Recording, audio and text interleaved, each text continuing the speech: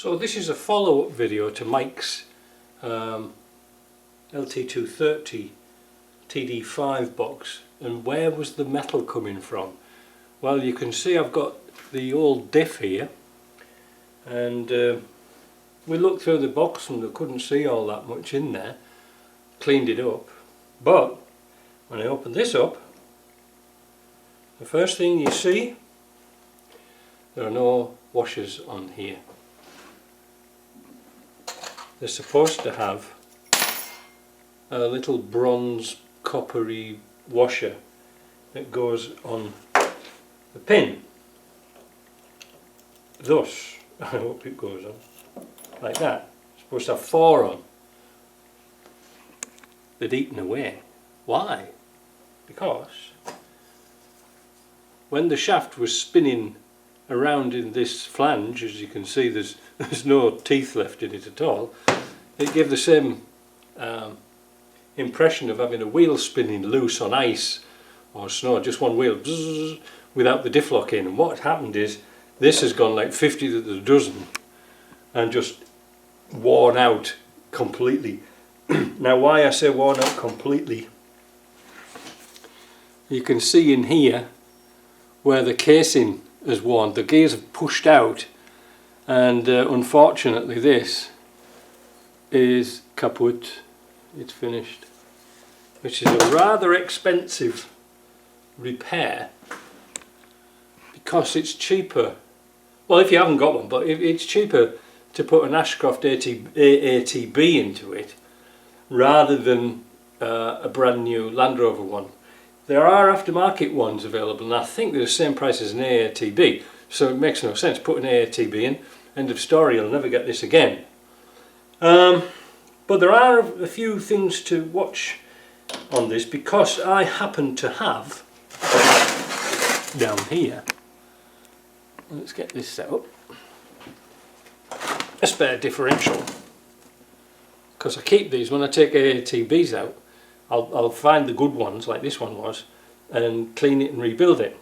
Now this is his old gears, but there is something to watch, because the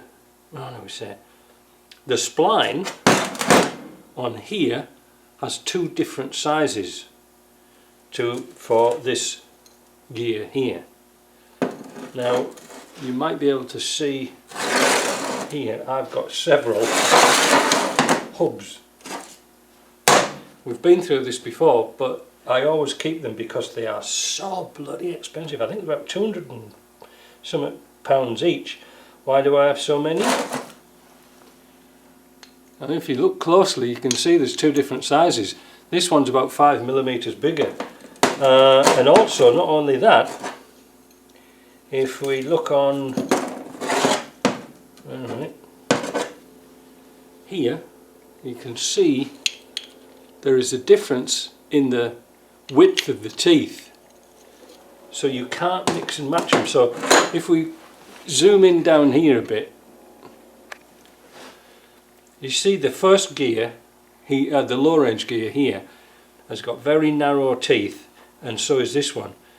You cannot mix and match them up because otherwise your selector won't work. You see what I mean? If you've got big teeth on this gear and you think, well, I'll just make a differential up, it won't work. So you've got to get the right one. Fortunately, these are the original gears, and I had a shaft here with a smaller spline, like this one. But it didn't really matter because the hub is, although the shaft size is smaller, it's kitted up for the small teeth. What a stroke of luck that was. So just be aware of that. So they've left now, and I've got all these bits and pieces. I'll pop down to JP's Monday morning with the transfer case and get him to bush it. It doesn't look too bad, but you know, while we're here we might as well put a bush in it, and then it's sealed for life, isn't it? Yeah, that's it. So just to end this video, I'll put a little few seconds in of the camper as it is, and you can see how big it is, how heavy it is, and why we put a 1.410 transfer case in it. Enjoy it. See ya. What can you explain what happened to the chassis? We driving full speed to a water dip in Argentina, Right. and so the chassis was banded, and that's the result. Oh, really?